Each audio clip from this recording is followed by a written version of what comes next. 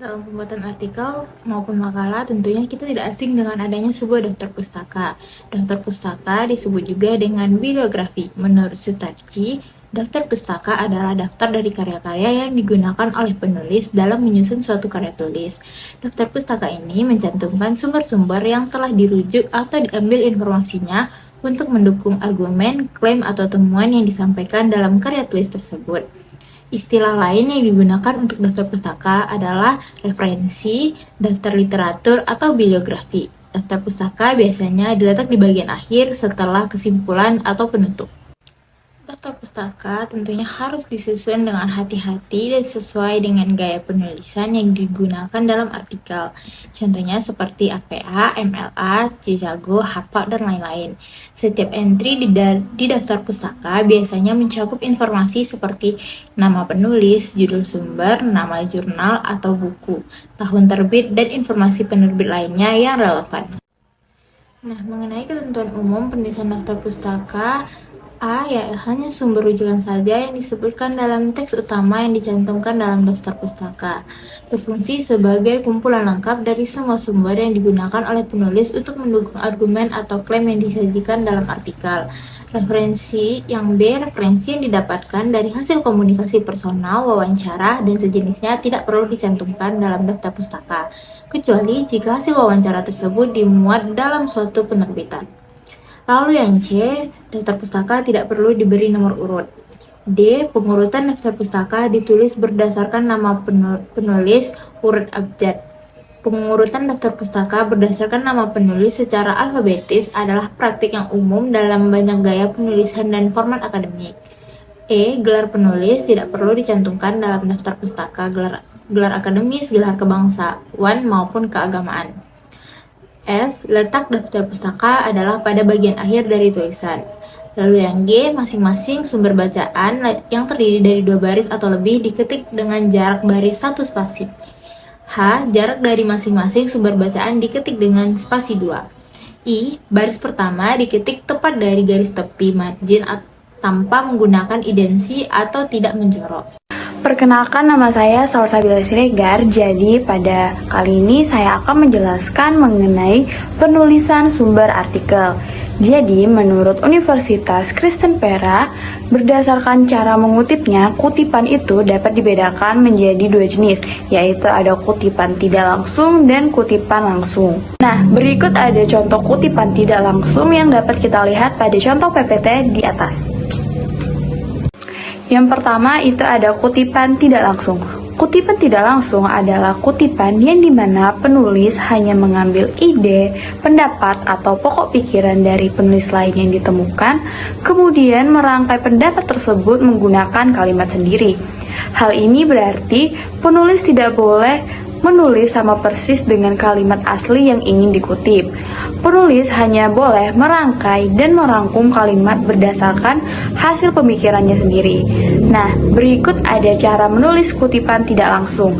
Yang pertama itu adalah kalimat-kalimat yang mengandung kutipan ide tersebut ditulis dengan spasi rangkap sebagaimana teks biasa.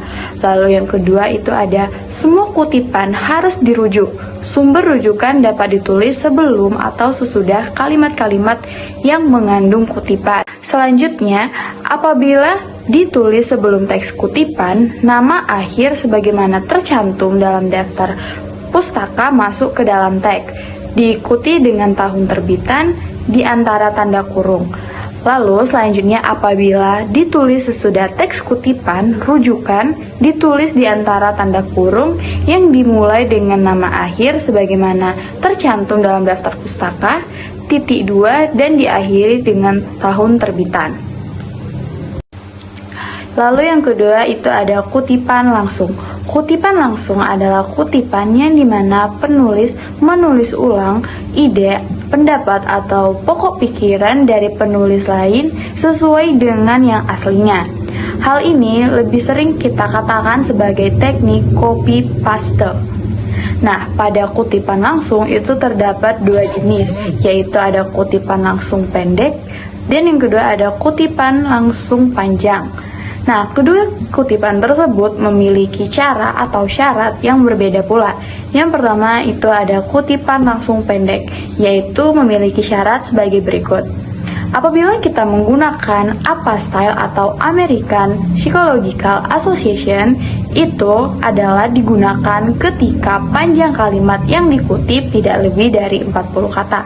Sedangkan apabila kita menggunakan MLA style atau Modern Language Association, itu adalah ketika kalimat yang dikutip tidak lebih dari 4 baris. Kutipan langsung pendek dituliskan dalam satu paragraf dan ditambahkan tanda petik pada kutipan tersebut, sehingga tanda petik ini menjadi pemisah antara kalimat yang kita kembangkan sendiri dengan kalimat yang kita kutip.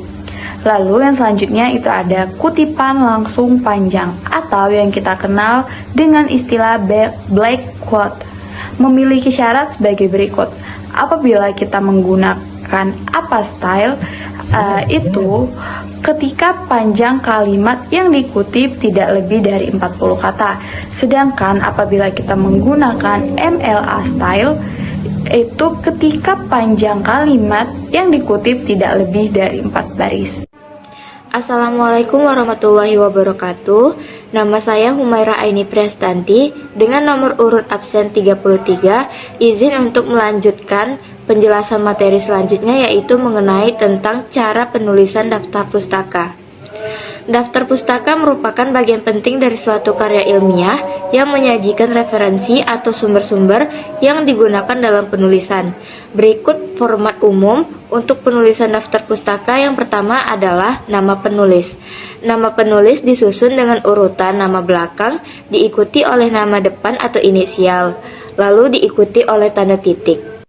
Yang kedua, ada judul publikasi. Judul publikasi ini dapat dicetak miring dan diapit oleh tanda kutip. Lalu yang ketiga adalah tahun terbit. Tahun terbit publikasi ditempatkan setelah judul dan diikuti oleh tanda titik. Yang keempat ada nama jurnal atau penerbit. Untuk jurnal, nama jurnal ini dicetak miring dan diikuti oleh volume atau nomor terbitan jika ada, serta halaman awal dan akhir artikel. Sedangkan untuk buku, nama penerbit dicantumkan. Yang kelima adalah URL. URL merupakan singkatan dari Uniform Resource Locator. URL ini adalah serangkaian situs web yang berisikan tentang nama folder ataupun file. Untuk sumber online, URL dapat disertakan setelah informasi lainnya. Jangan lupa untuk mencantumkan semua sumber yang digunakan dalam penulisan karya ilmiah untuk menghindari plagiarisme atau memberikan penghargaan kepada penulis asli. Sekian penjelasan dari saya. Lebih dan kurang mohon maaf. Saya kembalikan ke moderator. Terima kasih. Penulisan daftar pustaka menggunakan menilai. Yang A, mulai membaca dan menulis dari artikel-artikel yang sudah diunduh dan memasukkan citasi jika ada materi yang diambil dari sumber referensi tertentu. B, pindahkan kursor ke bagian teks yang membutuhkan referensi, pilih insert citation. Yang C, cari referensi yang akan dimasukkan. Ada dua cara, yaitu dengan mengetikkan kata kunci dari judul artikel ke kotak pencarian atau dengan memilih langsung di Mendeley. Pencarian dengan kata kunci hanya bisa dilakukan di Microsoft Word. Untuk memasukkan citasi, cukup dengan memilih judul artikel atau nama penulis atau tahun penerbitan yang tepat dan pilih OK. Yang D, pilih Go to Mendeley. Pilih artikel yang diinginkan. Untuk memilih beberapa artikel sekaligus, tekan tombol Ctrl dan klik kiri di artikel-artikel yang diinginkan. Yang E, pilih Send Citation to Microsoft Word. Pilih style biografi yang diinginkan. Contoh, yaitu kita sering menggunakan style APA atau American Psychological Association versi 6. Nah, APA ini sudah sesuai dengan format penulisan referensi untuk MMR. Itu saja yang bisa saya jelaskan untuk penulisan daftar pustaka menggunakan Mendeley. Terima kasih.